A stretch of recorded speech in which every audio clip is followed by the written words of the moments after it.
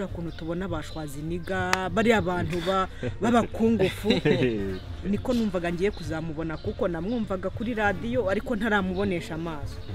Wow. Kagame pori yonza kukumenya mu mateka byari kundenga bikanambabaza. Nkumva biranejeje cyane, niyo mpamvu na amateka y'igihe kirekire ntabwo ari ayubu, ahubwo na amateka yo guhera igihe namumenyeye kugeza ubu ngubu. Mu bintu binshimisha no kubona Clarisse Karasira aririmba. Mu bantu banteye imbaraga na Clarisse Karasira arimo.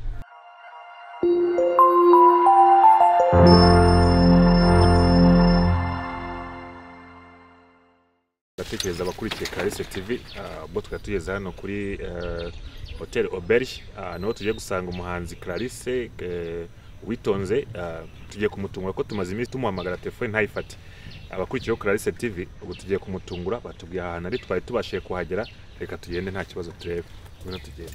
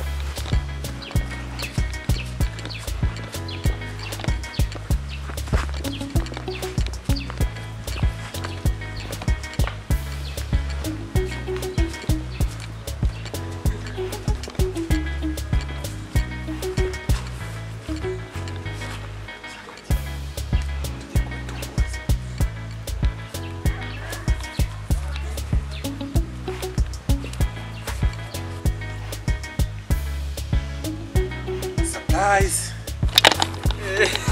Shamari. Hano wageze ute? Nyanya tumaze iminsi tubashaka twarababuze. Turamubaga kuri telefone ntabwo gufata telefone ariko nk'abanyamakuru twe nizo nshingano zacu. Ese mwaduhamagaye? Mwaza kwihangana cyane. Tumaze iminsi tubashaka twarababuze. Telefone yanjye muri sirasi.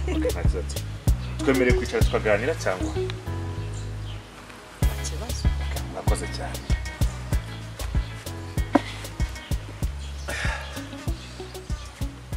Neza. Amakuru. Okay. Murakoze cyane kuduha ikaze. Mu by'ukuri nk'uko n'ubundi nsanzwe nkorera Clarisse TV, Clarisse ari wowe, nashatse kujya gukora surprise mu buryo utaruzi. Impamvu rero mbasanze hano uri kumwe n'uyu muvandimwe ni kubw'indirimbo umaze iminsi ushyize hanze yitwa Amateka. Ese Amateka maze iminsi mbwira abanyamakuru bagenzi banjye ko umukoresha wanjye yashyize hanze indirimbo, bibaza impamvu yabaye umuhanzi, nari nababwiye n'ibyanga bikunda nk'umuntu nkorera ngiye kuzamutungura neza noneho ambwire gahunda y'iyo ndirimbo Amateka. Ese Amateka kuki watekereje kuririmba indirimbo Amateka, wabiturukije kuki? Ese uratubwira uburyo wabitekerejemo bwose? Hari ikibazo? Nta kibazo. Okay, murakoze cyane. Noneho wabwira abakurikiye Clarisse TV uburyo watekereje kuri iyo ndirimbo Amateka n'uburyo winjiye mu buhanzi. Murakoze cyane aki. Nitwa Clarisse Uwitonze, ari naryo zina ry'ubuhanzi. Ari naryo zina bwite ryanjye. Iyo ndirimbo ni Amateka. Ni indirimbo naririmbiye umukuru w'igihugu. Na amateka bari maremare kuko ni ibintu byahereye kera nkitangira kumumenya. Numvise mukunze cyane kubera ibyiza yatugezagaho kandi nanjye mbonesha amaso, nkumva biranejeje cyane. Niyo mpamvu na amateka y'igihe kirekire ntabwo ari ayubu, ahubwo na amateka yo guhera igihe namumenyeye kugeza ubu ngubu. Ni indirimbo rero yanjemo kubwo gutekereza ibyo byose nagiye mbonesha amaso, nagiye numva bimbereye amateka. Niyo mpamvu indirimbo nayise Amateka. Okay. Murakoze cyane. none kugira ngo utekereze kuririmba kuri iyo ndirimbo amateka, ese ubusanzwe dusanzwe tukuziho nk'umukinnyi wa filime, nk'umuntu usponsoriza abakinnyi ba filime cyangwa se ukora ibikorwa bye ku giti cye ariko muri sinema, ese watangiye kugira ngo winjire noneho mu buhanzi nk'umuhanzi ryari, byakujemo biti? Mbere yuko njya muri ibyo bya filime, mbere yuko njya mu bindi bintu, ahubwo iyo ndirimbo niyo yaje mbere. Nubwo wenda ari isa naho yaje nyuma yo kuba nakora ibindi, ariko yaje mbere nkagumya nitinya cyane. Abantu b'iwacu nibo bakundaga kumbwira ngo n'abantu dukorana nakundaga kuririmba cyane, niba bakambwira ngo nindekeraho kuko ibyuma nabyibagiye, ngo nabitaye muri Nyabarongo nambuka nzi Kigali. Ubwo nkagumya nitinya mvuga se nindirimba bizagenda gute, ariko nza kugeraho nditinyuka ndavuga reka ndirimbe. Cyane ni byiza cyane. Uvuze ku bintu byo kuva mu cyaro winjira i Kigali, bitabinyibutsa hari indirimbo nzi ya Maji the Black yakoranye na Urban Boys bavuga ngo i Kigali iki n'iki. Gusa ariko tu ni byiza cyane kuba duwe, ariko mbasanga ari n'undi muntu, ariko nawe ndatekereza hari ijwi rye njya numva mu ndirimbo yawe. Ese we yaba nawe asanzwe ari umuhanzi cyangwa se mwarabitekereje hamwe kugira ngo mwinjire muri ubwo buhanzi? Mbere yuko nari nza kumukubita mikoro kuko urabizi ko nibyo byatuzanye, urabanza unsobanure neza wenda hari uburyo mwasohotsemo nkuko tubasanze aha ngaha, cyangwa se sindi na projet mwemwe muragana, ariko nabyo wenda turaza kubimenya ni mu bitwemerera. Mwatubwira umuntu tubasanganye we ni muntu ki gutya na gutya? Jean Marie, uyu muntu mu ndirimbo twararirimbanye, ako no kuri nawe ni mukuru mwibarize. Muraho neza? Nje nkuko nabibwiye ndi umunyamakuru wa Clarisse TV, nkaba nitwa Jean Marie, nkaba mbatungwe mbasanga aha ngaha. Nakumvishe mu ndirimbo ya Clarisse, ndagira ngo tubwire ese nawe usanzwe uri umuhanzi cyangwa se yarakwitabaje kubw'inganzo yawe, hari impano ziba zibitswe tutazi, watusobanura neza cyangwa ukabwira abakurikiye Clarisse TV ibihangano byawe? Murakoze. Angiye nsanzwe ndi umuhanzi. Clarisse nyine yagize igitekerezo cy'indirimbo ye, arampamagara numva doza vibes, numva vibes ni neza, navuga ati okay nta kibazo, indirimbo twayikora nta kibazo. Murakoze cyane, ariko ndatekereza ko ntago abantu bakumenya, ahari watwibwira n'amazina kugira ngo tuganire tuziranye.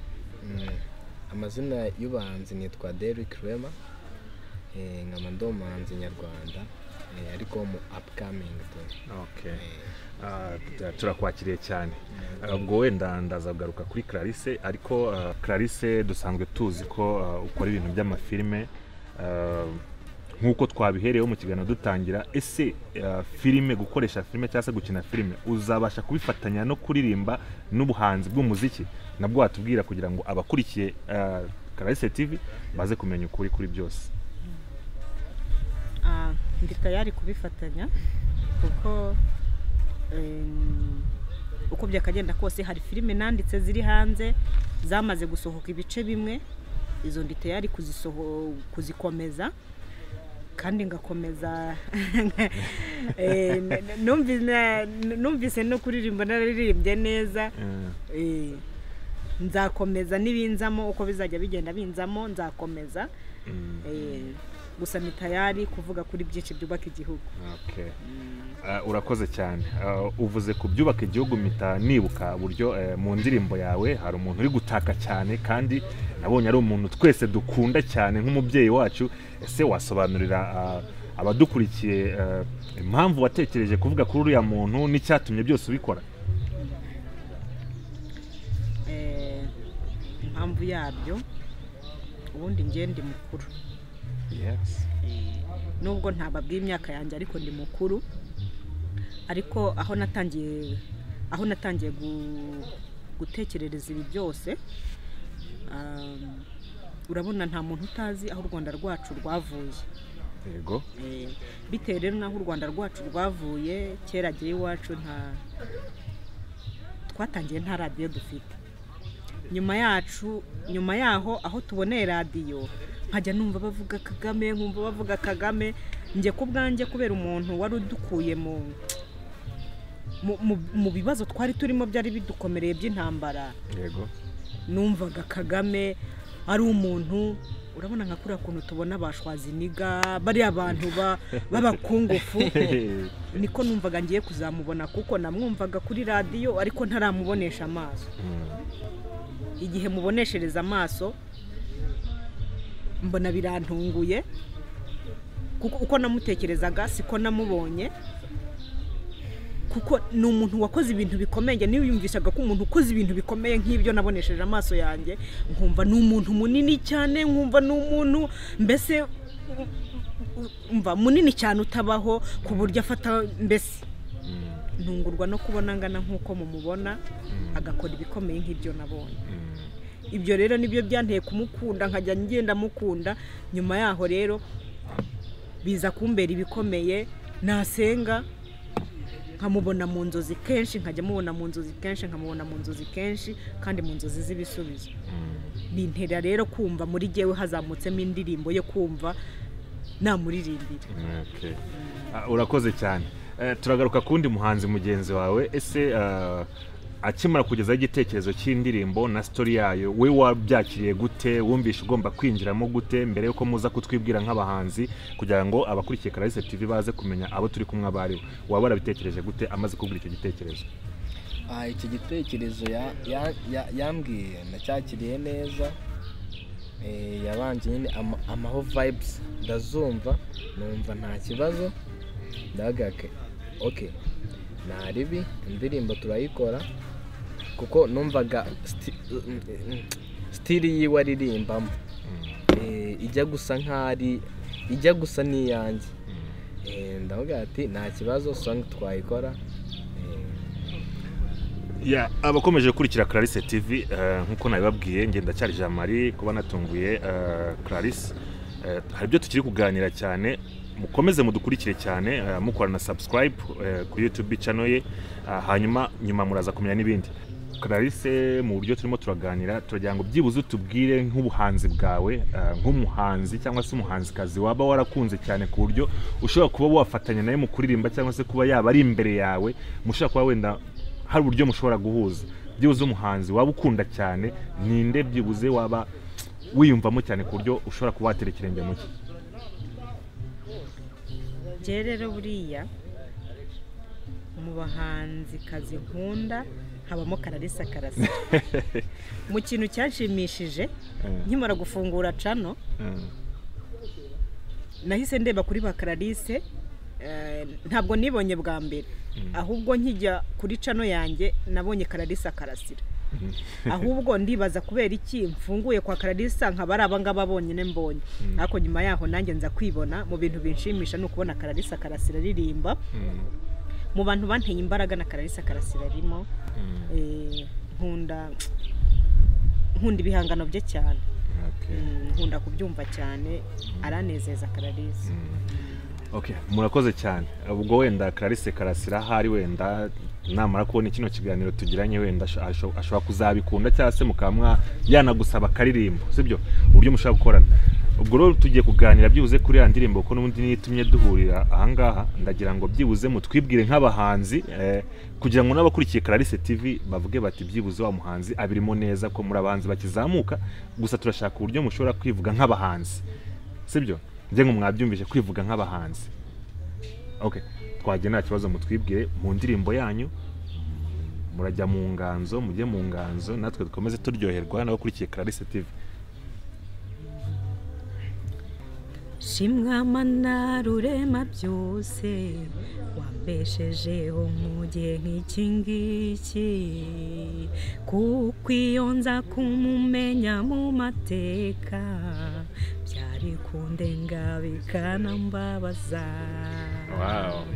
Kagame pori iyo nza kukumenya mu mateka byari kundenga bikanambabaza. Wow, byiza cyane. Ese igitekerezo kinini nari mfite ko byibuze wagiye gutekereza kuri Perezida wa Paul Kagame, donc wabitubwiye ku buryo burebure cyane.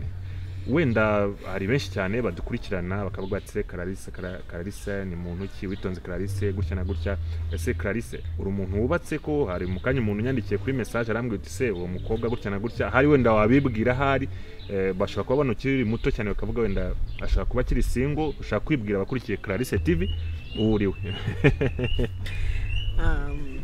Nkuko mubibona nambaye nk'umubyeyi. Of course. Ndi umubyeyi w'abana 3 n'umugabo umwe, ntabwo ndi single. Okay, nakomeza kubwira abakurikiye Clarisse TV ko Clarisse atazajya bamwibeshyaho, ntago akiri single, no umubyeyi wubatse. Tuvuye kuri icyo gice cya Clarisse tugiye kundi muhanzi wabashije gukora indirimbo ari kumwe na Clarisse. Nawe ushaka kutwibwira mu buhanzi kugira ngo twumve byibuze eske uriya muhanzi abirimo neza? Niyo ndyamye nsenze rurema, ibisubizo ni wowe ubizana, ibyo bigatuma nibaza suriya muntu ni marayika. Rero nza kumumenya mu mateka, byari kundenga bikanambabaza. Good. Okay, ndatekereza ko byanga bikunda abakurikiye Clarisse TV mu by'ukuri mumaze kumenya byinshi cyane kuri no muhanzikazi na mugenzi we. Ibiganiro byacu bikomeza gucaho rwose, niba mwana mukunze tuzadukomeza tumusure, no minsi dufite gahunda yo gukomeza tukamusura, hanyuma tugakomeza namwe. Ikintu tubashakaho ni ukora subscribe kujya kuri YouTube channel ye yitwa Clarisse TV Official, nicyo kizatwereka yuko mumushyigikiye. Gusa murakoze kuba mwabanye natwe. Murakoze namwe. Murakoze. Sawa, murakoze cyane.